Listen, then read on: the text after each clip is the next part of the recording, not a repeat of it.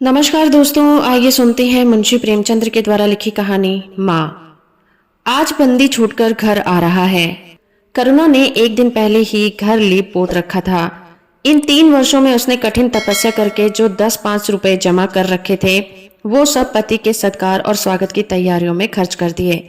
पति के लिए धोतियों का नया जोड़ा लाई थी, नए कुर्ते बनवाए थे, बच्चे के लिए नए कोट और टोपी की आयोजना की थी। बार बार बच्चे को गले लगाती और प्रसन्न होती। अगर इस बच्चे ने सूर्य की भांति उदय होकर उसके अंधेर जीवन को प्रदीप्त न कर दिया होता तो कदाचित ठोकरों ने उसके जीवन का अंत कर दिया होता। पति ने कारावास दंड के 3 ही महीने बाद इस बालक का जन्म हुआ। उसी का मुंह देख देख कर करुणा ने ये 3 साल काट दिए थे। वो सोचती, जब मैं बालक को उनके सामने ले जाऊंगी तो वो कितने प्रसन्न होंगे।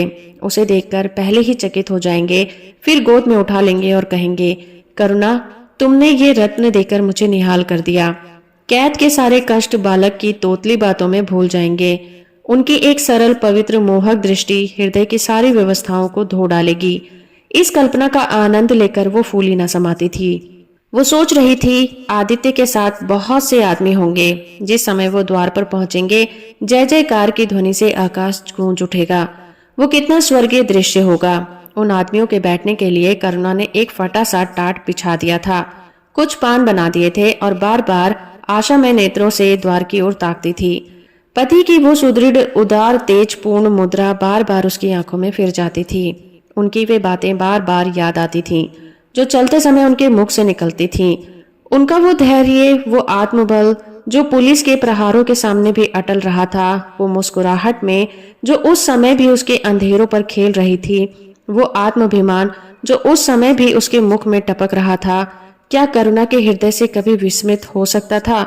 उसका स्मरण आते ही करुणा के निस्तेज मुख पर आत्मगौरव की लालिमा छा गई। यही वो अवलंब था जिसने इन 3 वर्षों की घोर यातनाओं में भी उसके हृदय को आश्वासन दिया था। कितनी ही राहें फाकों में गुजरी, बहुधा घर में दीपक जलने की नौबत भी न आती थी, पर दीनता के आंसू कभी उनकी आंखों से न गिरे। आज उन सारी विपत्तियों का अंत हो जाएगा। पति के प्रगाढ़ आलिंगन में वो सब कुछ हंसकर झेल लेगी। वो अनंत निधि पाकर फिर उसे कोई अभिलाषा न रहेगी। गगन पथ पर चिरगामी लपका हुआ विश्राम की ओर चला जाता था, जहां संध्या ने सुनहरा फर्श सजाया हुआ था और उज्जवल पुष्पों की सेज बिछा रखी थी। उसी समय करुणा को एक आदमी लाठी टेकता आता दिखाई दिया, मानो किसी जीर्ण मनुष्य की वेदना ध्वनि हो। पग पग पर रुककर खांसने लगता था। उसका सिर झुका हुआ था। करुणा उसका चेहरा न देख सकती थी, लेकिन चाल ढाल में कोई बूढ़ा आदमी मालूम होता था। वो एक क्षण में जब वो समीप आ गया तो करुणा पहचान गई, वो उसका प्यारा पति ही था। किंतु शोक, उसकी सूरत कितनी बदल गई थी। वो जवानी, वो तेज, वो चपलता, वो सुगठन सब प्रस्थान हो चुका था। केवल हड्डियों का एक ढांचा रह गया था। न कोई सगा, न साथी, न यार, न दोस्त। करुणा उसे पहचानते ही बाहर निकल आई, पर आलिंगन की कामना हृदय में दबकर ही रह गई। सारे मंसूबे धूल में मिल गए। सारा मनोल्लास आंसुओं के प्रवाह में बह गया, विलीन हो गया। आदित्य ने घर में कदम रखते ही मुस्कुराकर करुणा को देखा, पर उस मुस्कान में वेदना का एक संसार भरा हुआ था। करुणा ऐसी शिथिल हो गई मानो हृदय का स्पंदन रुक गया हो। वो फटी हुई आंखों से स्वामी की ओर टकटकी बांधे देख रही थी, मानो उसे अपनी आंखों पर भी विश्वास न आता हो। स्वागत या दुख का एक शब्द भी उसके मुंह से न निकला। बालक भी गोद पे बैठा हुआ सहमी आंखों से उस कंकाल को देख रहा था और माता की गोद में लिपटा जाता था। आखिर उसने कातर स्वर में कहा, ये तुम्हारी क्या दशा है? बिल्कुल पहचाने ही नहीं जाते। आदित्य ने उसकी चिंता को शांत करने के लिए मुस्कुराने की चेष्टा करके कहा, कुछ नहीं, जरा दुबला हो गया हूँ। तुम्हारे हाथों का भोजन पाकर फिर स्वस्थ हो जाऊंगा। करुणा, छी, सूख कर कांटा हो गए हो। क्या वहाँ पेट भर भोजन भी नहीं मिलता था? तुम कहते थे राजनीतिक आदमियों के साथ बड़ा अच्छा व्यवहार किया जाता है, और वो तुम्हारे साथी क्या हो गए जो तुम्हें 8 पहर घेरे रहते थे और तुम्हारे पसीने की तरह खून बहाने को तैयार रहते थे। आदित्य की त्योरियां पर बल पड़ गए। बोले, वो बड़ा ही कटु अनुभव है करुणा। मुझे न मालूम था कि मेरे कैद होते ही लोग मेरी ओर से आंखें फेर लेंगे, कोई बात भी न पूछेगा। राष्ट्र के नाम पर मिटने वालों का यही पुरस्कार होता है, ये मुझे न मालूम था। जनता अपने सेवकों को बहुत जल्द भूल जाती है, यह तो मैं जानता था, लेकिन अपने सहयोगी और सहायक इतने बेवफा होते हैं, इसका मुझे ये पहला ही अनुभव हुआ है। लेकिन मुझे किसी से शिकायत नहीं, सेवा स्वयं अपना पुरस्कार है। मेरी भूल थी कि मैं इनके लिए यश और नाम चाहता था। करुणा, तो क्या वहाँ भोजन भी नहीं मिलता था? आदित्य, ये ना पूछो करुणा, बड़ी करुण कथा है बस। यही गनीमत समझो कि जीता लौट आया। तुम्हारे दर्शन बदे थे, नहीं कष्ट तो ऐसे ऐसे उठाए कि अब तक मुझे प्रस्थान कर जाना चाहिए था। मैं जरा लेटूंगा, खड़ा नहीं रहा जाता। दिन भर में इतनी दूर आया हूँ। करुणा, चलकर कुछ खा लो तो आराम से लेटो। बालक को गोद में उठाकर, बाबूजी हैं बेटा, तुम्हारे बाबूजी, इनकी गोद में जाओ, तुम्हें प्यार करेंगे। आदित्य ने आंसू भरी आंखों से बालक को देखा और एक एक रोम उसका तिरस्कार करने लगा। अपनी जीर्ण दशा पर उसे कभी इतना दुख नहीं हुआ था। ईश्वर की असीम दया से यदि उनकी दशा संभल जाती तो वो फिर कभी राष्ट्रीय आंदोलन के समीप न जाते। इस फूल से बच्चे को यूं संसार में लाकर दरिद्रता की आंख में झोंकने का उन्हें क्या अधिकार था? वो अब लक्ष्मी की उपासना करेंगे और अपना शूद्र जीवन बच्चे के लालन पालन में अर्पित कर देंगे। उन्हें इस समय ऐसा ज्ञात हुआ कि बालक उन्हें अपेक्षा की दृष्टि से देख रहा है, मानो कह रहा है कि मेरे साथ आपने कौन सा कर्तव्य पालन किया है। उनकी सारी कामना, सारा प्यार बालक को हृदय से लगा लेने के लिए अधीर हो उठा, पर हाथ फैल न सके, हाथों में शक्ति ही नहीं थी। करुणा बालक को लिए हुए उठी और थाली में कुछ भोजन निकाल कर लाई। आदित्य ने शुद्धापूर्ण नेत्रों से थाली की ओर देखा, मानो आज बहुत दिनों के बाद कोई खाने की चीज सामने आई है। जानता था कि कई दिनों के उपवास के बाद और आरोग्य की इस गई गुजरी दशा से उसे जबान को काबू में रखना चाहिए, पर सब्र न कर सका। थाली पर टूट पड़ा और देखते देखते थाली साफ कर दी।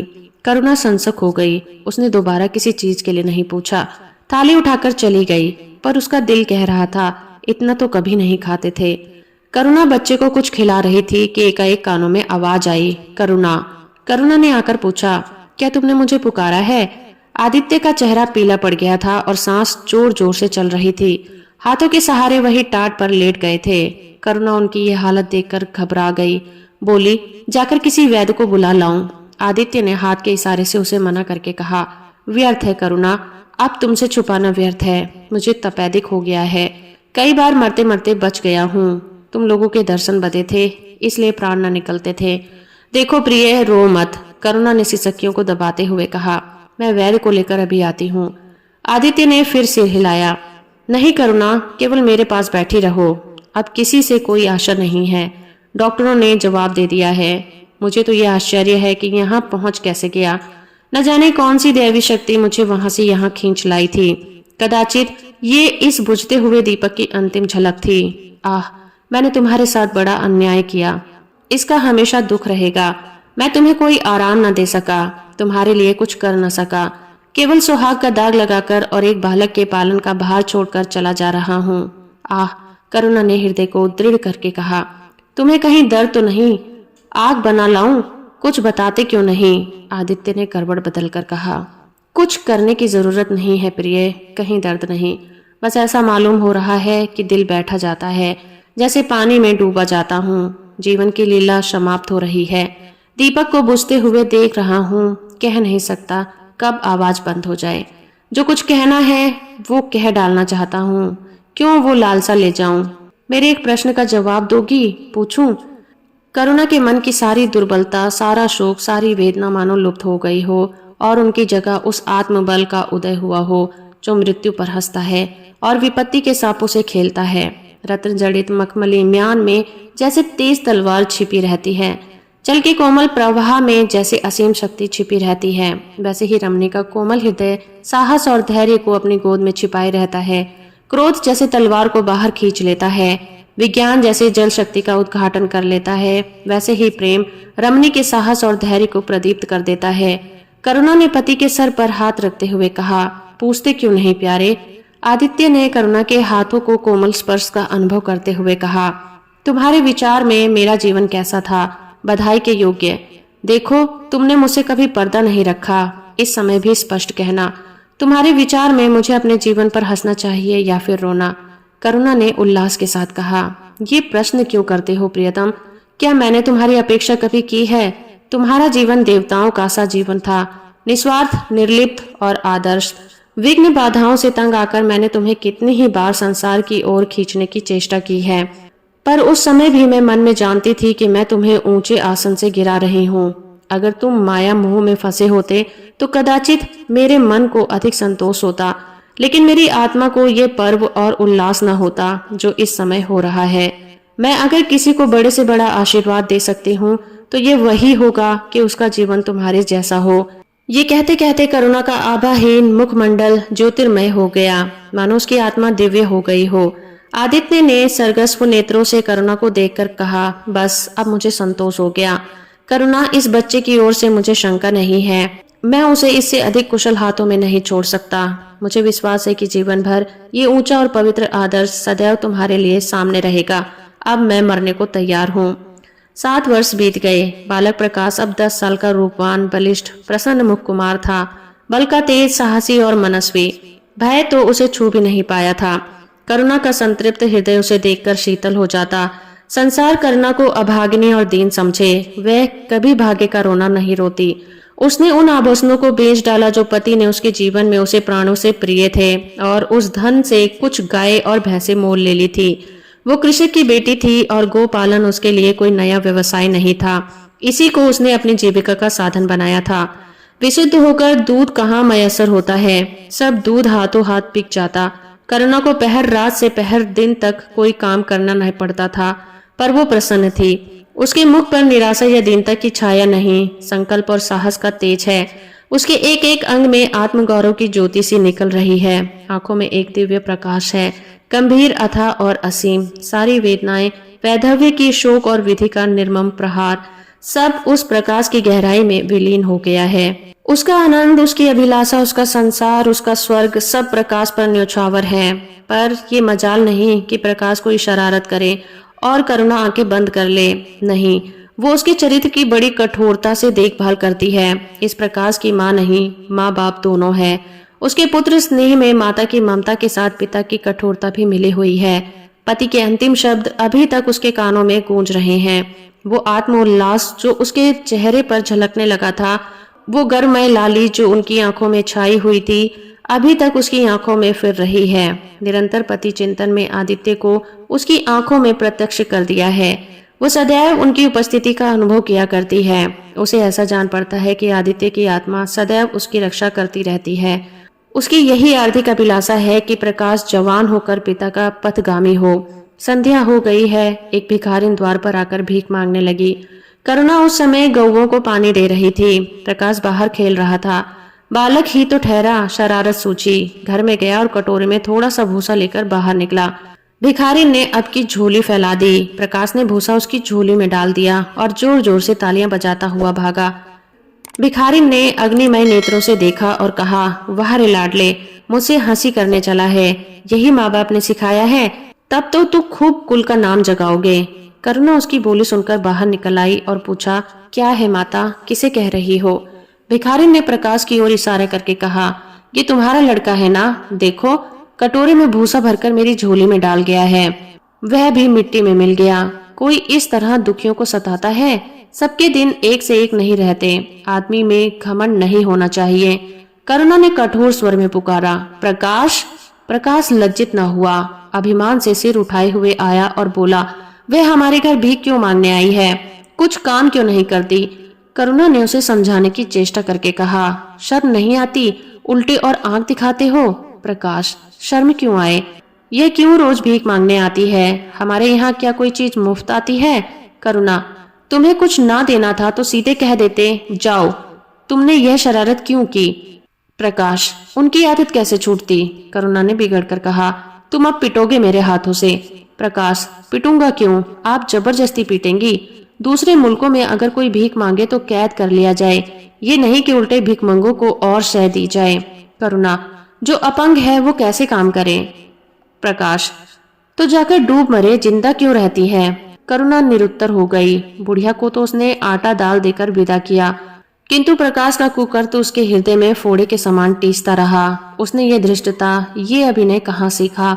रात को भी उसे बार बार यही ख्याल सताता रहा। आधी रात के समीप एकाएक प्रकाश की नींद टूटी। लालटेन जल रही है और करुणा बैठी रो रही है। उठ बैठा और बोला, अम्मा अभी तुम सोई नहीं? करुणा ने मुंह फेर कर कहा। नींद नहीं आई, तुम कैसे जग गए? प्यास तो नहीं लगी? प्रकाश, नहीं अम्मा, न जाने क्यों आँख खुल गई, मुझसे आज बड़ा अपराध हुआ। अम्मा, करुणा ने उसकी ओर मुख किया और स्नेह नेत्रों से देखा। प्रकाश, मैंने आज बुढ़िया के साथ बड़ी नटखट की, मुझे क्षमा करो, फिर कभी ऐसी शरारत नहीं करूंगा। ये कहकर रोने लगा। करुणा ने स्नेहार्द होकर उसे गले लगा लिया और कपोलों पर चुम्बन देकर बोली, बेटा, मुझे खुश करने के लिए ये कह रहे हो या तुम्हारे मन में सचमुच पछतावा हो रहा है? प्रकाश ने सिसकते हुए कहा, नहीं अम्मा, मुझे दिल से अफसोस हो रहा है। अब की वो बुढ़िया आएगी तो मैं उसे बहुत से पैसे दूंगा। करुणा का हृदय मतवाला हो गया। ऐसा जान पड़ा आदित्य सामने खड़े बच्चों को आशीर्वाद दे रहे हैं और कह रहे हैं, करुणा शोक मत कर, प्रकाश अपने पिता का नाम रोशन करेगा, तेरी संपूर्ण कामनाएं पूरी होंगी। लेकिन प्रकाश के कर्म और वचन में मेल न था और दोनों के साथ उसके चरित्र का अंग प्रत्यक्ष होता जाता था। जहीन था ही, विश्वविद्यालय में उसे वजीफे मिलते थे। करुणा भी उसकी यथेष्ट सहायता करती थी, फिर भी उसका खर्च पूरा न पड़ता था। वो मितव्ययता और सरल जीवन पर विद्वता से भरे हुए व्याख्यान दे सकता था, पर उसका रहन सहन फैशन और अंधभक्तों से जो भर घटकर न था। प्रदर्शन की धुंध उसे हमेशा सवार रहती थी। उसके मन और बुद्धि में निरंतर द्वंद्व होता रहता था।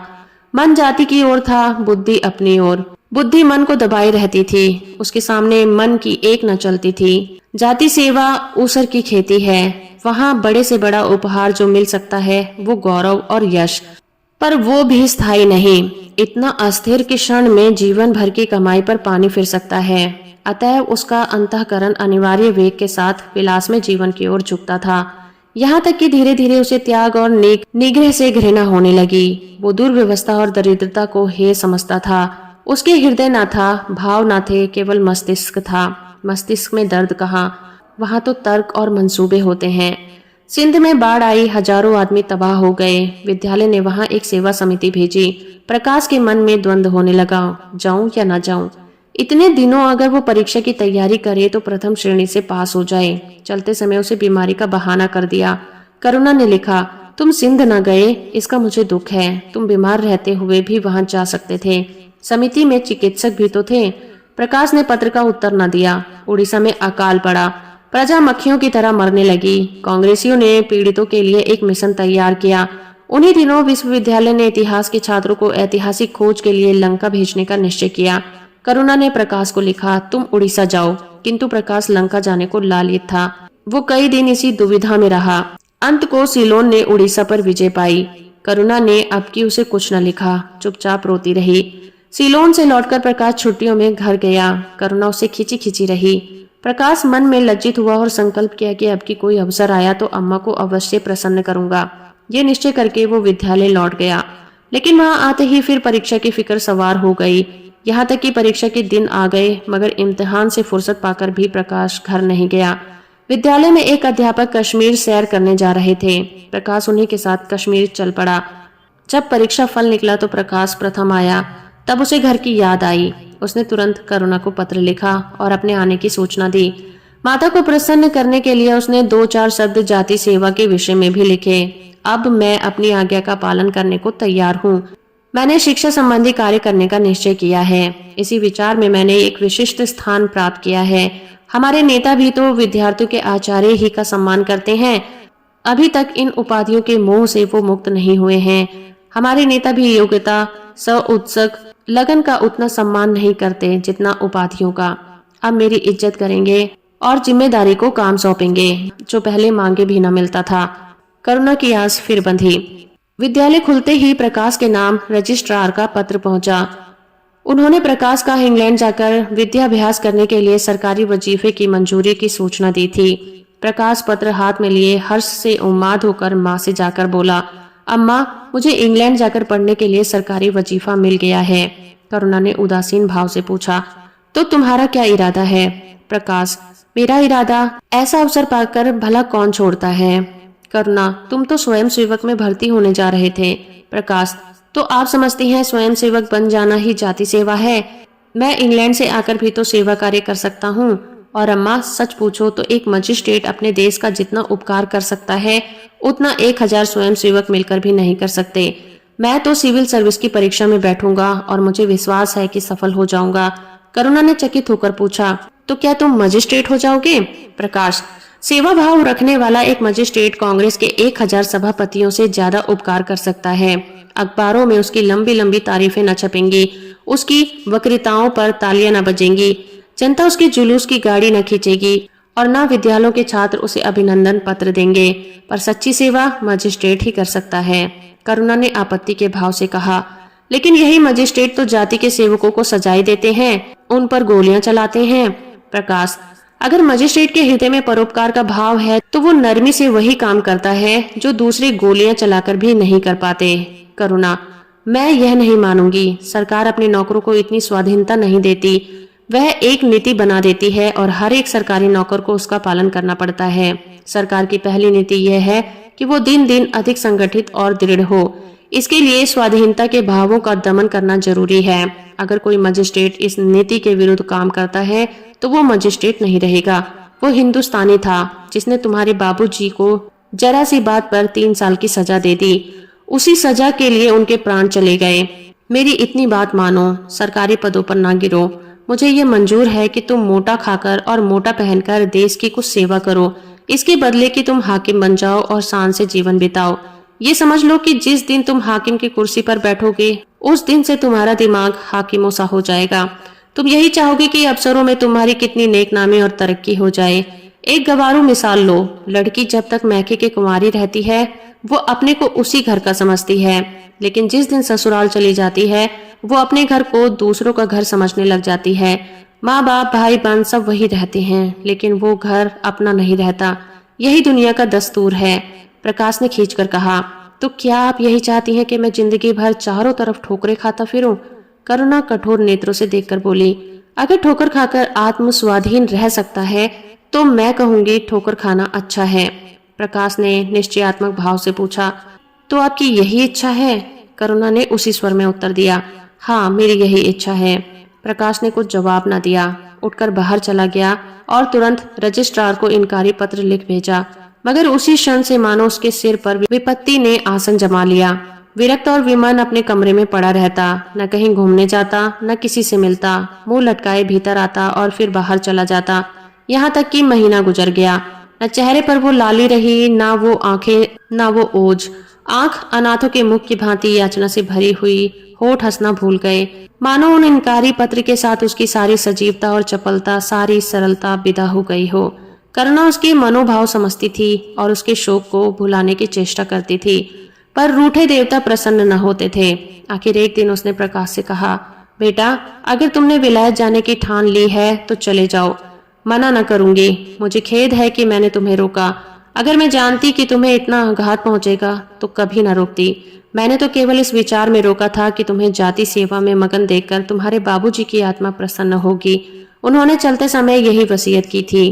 प्रकाश ने रुखाई से जवाब दिया, अब क्या जाऊंगा, इनकारी खत लिख चुका हूँ। मेरे लिए कोई अब इतना बैठा थोड़ी ही रहेगा, कोई दूसरा लड़का चुन लिया होगा और फिर करना ही क्या है। जब आपकी मर्जी है कि मैं गांव की खाक छानता फिरूं तो वही सही। करुणा का गर्व चूर चूर हो गया। इस अनुमति से उसने बाधा का काम लेना चाहा था, पर सफल न हुई। बोली, कोई नहीं, अभी कोई न चुना गया होगा, लिख दो, मैं जाने को तैयार हूँ। प्रकाश ने झुंझलाकर कहा, अब कुछ नहीं हो सकता, लोग हंसी उड़ाएंगे। मैंने तय कर लिया है कि जीवन को आपकी इच्छा के अनुकूल ही करूंगा। करुणा, तुमने अगर शुद्ध मन से यह इरादा किया होता तो यूं न रहते। तुम मुझ में सत्याग्रह कर रहे हो। अगर मन को दबाकर मुझे अपनी राह का कांटा समझकर तुमने मेरी इच्छा पूरी भी कर दी तो क्या? मैं तो जब जानती कि तुम्हारे मन में आप ही आप सेवा का भाव उत्पन्न हो जाता। तुम आप ही रजिस्ट्रार साहब को पत्र लिख दो। प्रकाश, अब मैं नहीं लिख सकता, तो इसी शोक में तने बैठे रहोगे? लाचारी है। करुणा ने और कुछ न कहा। जरा देर में प्रकाश ने देखा कि वो कहीं जा रही है, मगर वो कुछ बोला नहीं। करुणा के लिए बाहर आना जाना कोई असाधारण बात ना थी, लेकिन वो संध्या हो गई और करुणा ना आई तो प्रकाश को चिंता होने लगी। अम्मा कहाँ है? यह प्रश्न बार बार उसके मन में उठने लगा था। प्रकाश सारी रात द्वार पर बैठा रहा। भांति भांति की शंकाएं मन में उठने लगी थी। उसे अब याद आया, चलते समय करुणा कितनी उदास थी, उसकी आंखें कितनी लाल थी। ये बातें प्रकाश को उस समय क्यों नहीं नजर आई? वह क्यों स्वार्थ में अंधा हो गया था। हाँ, अब प्रकाश को याद आया, माता ने साफ सुथरे कपड़े पहने थे, उनके हाथ में छतरी भी थी। तो क्या वो कहीं बहुत दूर गई हैं? किससे पूछे? अनिष्ट के भय से प्रकाश रोने लगा। श्रावण की अंधेरी भयानक रात थी। प्रकाश ने श्याम मेघालय भीषण स्वप्न की भांति छाई हुई थी। प्रकाश रह रहकर आकाश की ओर देखता था, मानो करुणा वहीं छुपी बैठी हो। उसने निश्चय किया, सवेरा होते ही माँ को खोजने चला जाऊंगा। मगर किसी ने द्वार खटखटाया। प्रकाश ने दौड़कर खोला तो देखा करुणा खड़ी है। उसका मुखमंडल इतना खोया हुआ, इतना करुण था, जैसे आज ही उसका सुहाग उठ गया हो, जैसे संसार में अब उसके लिए कुछ नहीं रहा, जैसे वो नदी के किनारे खड़ी अपनी लदी हुई नाव को डूबते देख रही हो और कुछ न कर सकती हो। प्रकाश ने अधीर होकर कहा, अम्मा कहाँ चली गई थी? बहुत देर लगाई। करुणा ने भूमि की ओर ताकते हुए जवाब दिया, एक काम से गई थी, देर हो गई। ये कहते हुए उसने प्रकाश के सामने एक बंद लिफाफा फेंक दिया। प्रकाश ने उत्सुक होकर लिफाफा उठा लिया। ऊपर ही विद्यालय की मोहर थी। तुरंत ही लिफाफा खोलकर पढ़ा। हल्की सी लालिमा उसके चेहरे पर दौड़ गई। पूछा, ये तुम्हें कहाँ से मिला अम्मा? करुणा, तुम्हारे रजिस्ट्रार के पास से लाई हूँ। क्या तुम वहां चली गई थी? और क्या करती, कल तो गाड़ी का समय था ना, मोटर ले ली थी। प्रकाश एक क्षण तक मौन खड़ा रहा, फिर कुंठित स्वर में बोला, जब तुम्हारी इच्छा नहीं है तो मुझे क्यों भेज रही हो? करुणा ने विरक्त भाव से कहा, इसीलिए कि तुम्हारी जाने की इच्छा है। तुम्हारा ये मलिन वेश नहीं देखा जाता। अपने जीवन के 20 वर्ष तुम्हारी हित कामना पर अर्पित कर दिए। अब तुम्हारी महत्वाकांक्षा की हत्या नहीं कर सकती। तुम्हारी यात्रा सफल हो, यही हमारी हार्दिक अभिलाषा है। प्रकाश उसी दिन से यात्रा की तैयारी करने लगा। प्रकाश के पास जो कुछ था वो सब खर्च हो गया था। कुछ ऋण भी लेना पड़ा। नए सूट बने सूटकेस के लिए। प्रकाश अपनी धुन में मस्त था। कभी किसी चीज की फरमाइश लेकर आता, कभी किसी चीज का। करुणा इस सप्ताह में इतनी दुर्बल हो गई है, उसके बालों पर कितनी सफेदी आ गई है, चेहरे पर कितनी झुर्रियां पड़ गई हैं, ये उसे कुछ न नजर आता था। उसकी आंखों में इंग्लैंड के दृश्य समाये हुए थे। महत्वाकांक्षा आंखों पर पर्दा डाल देती है। प्रस्थान का दिन आया। आज कई दिनों के बाद धूप निकली है। करुणा स्वामी के पुराने कपड़ों को बाहर निकाल रही है। उसकी गाढ़े की चादरें, खद्दर के कुर्ते पजामे और लिहाफ अभी तक संदूक में संचित थे। प्रतिवर्ष वो धूप में सुखाए जाते और झाड़ पोंछ कर रख दिए जाते थे।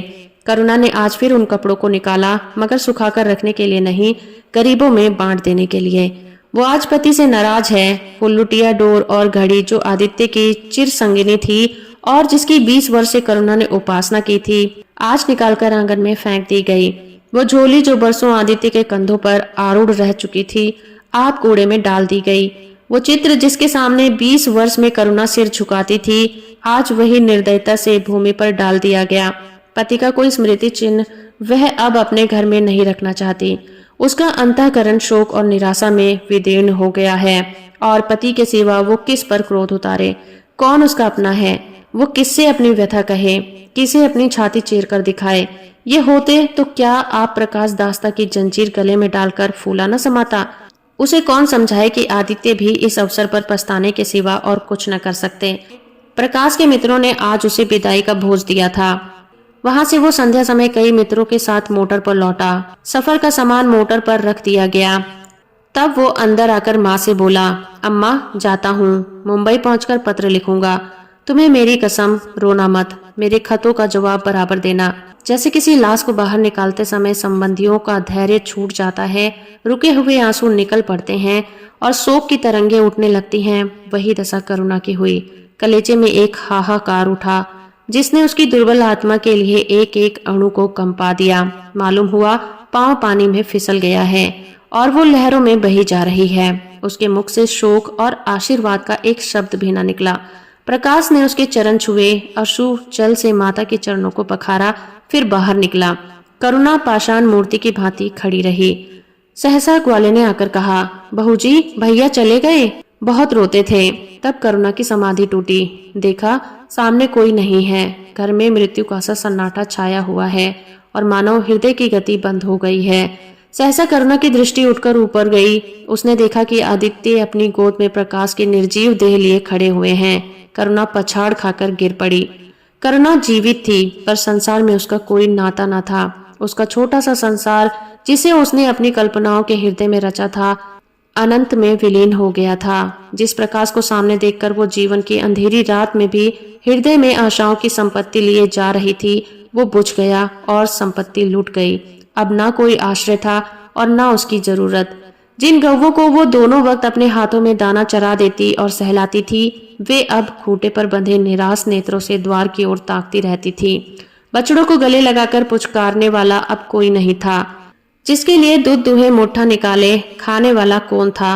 करुणा ने अपने छोटे से संसार को अपने ही अंदर समेट लिया था, किंतु एक ही सप्ताह में करुणा के जीवन में फिर रंग बदला। उसका छोटा सा संसार फैलते फैलते विश्वव्यापी हो गया। जिस लंगर ने नौका को तट से एक केंद्र पर बांध रखा था, वो उखड़ गया। अब नौका संसार के असीम विस्तार में भ्रमण करने लगी, चाहे वो उद्यान तरंगों के वक्ष में ही क्यों न विलीन हो जाए। करुणा द्वार पर आ बैठती और मोहल्ले भर के लड़कों को जमा करके दूध पिलाती। दोपहर तक मक्खन निकालती और वो मक्खन मोहल्ले के लड़कों को खिलाती। फिर भांति भांति के पकवान बनाती और कुत्तों को खिलाती। अब यही उसका नित्य का नियम हो गया था। चिड़िया, कुत्ते, बिल्लियां, चींटे, चींटियां सब अपने हो गए। प्रेम का वो द्वार अब किसी के लिए बंद न था। इस अंगुल भर जगह में जो प्रकाश के लिए भी काफी नहीं थी, अब समस्त संसार समा गया था। एक दिन प्रकाश का पत्र आया। करुणा ने उसे उठाकर फेंक दिया। फिर थोड़ी देर बाद उसे उठाकर फाड़ डाला और चिड़ियों को दाना चुगाने लगी। मगर जब निशा योगिनी ने अपनी धूनी जलाई और वेदनाएं उसमें वरदान मांगने के लिए विकल होकर चली गई, तो करुणा की मनोवेदना भी सजग हो उठी। प्रकाश का पत्र पढ़ने के लिए उसका मन व्याकुल हो उठा। उसने सोचा, प्रकाश मेरा कौन है, मेरा उससे क्या प्रयोजन।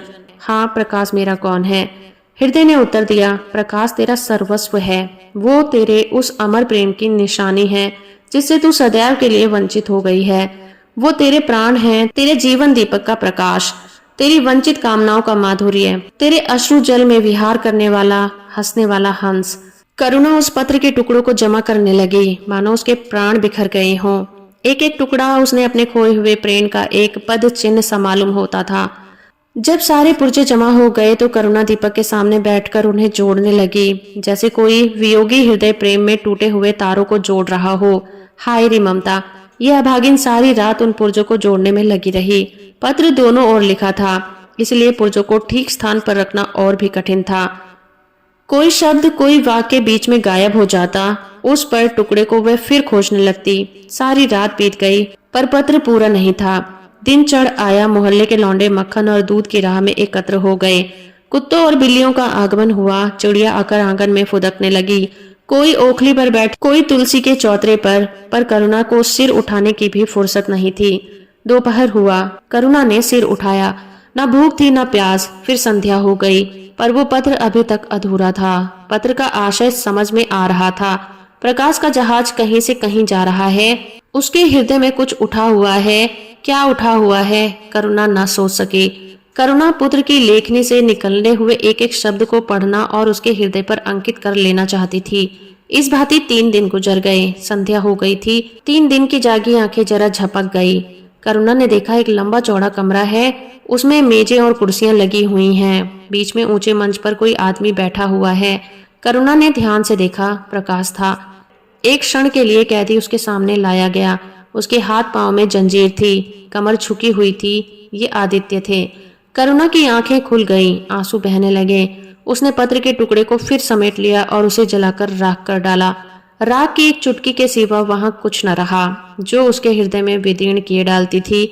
इसी एक चुटकी राख में उसका गुड़ियों वाला बचपन, उसका संतृप्त यौवन और उसका तृष्णामय वैधव्य सब समा गया। प्रातःकाल लोगों ने देखा, पंछी पिंजड़े में उड़ चुका था। आदित्य का चित्र अब भी उसके शून्य हृदय में चिपटा हुआ था। भग्न हृदय पति की स्नेह स्मृति में विश्राम कर रहा था और प्रकाश का जहाज यूरोप चला जा रहा था। तो दोस्तों, अभी आप सुन रहे थे मुंशी प्रेमचंद्र के द्वारा लिखी कहानी माँ। उम्मीद करती हूँ मेरा ये प्रयास और ये कहानी आपको अच्छी लगी होगी। वीडियो को लाइक और चैनल को सब्सक्राइब करना बिल्कुल मत भूलिएगा।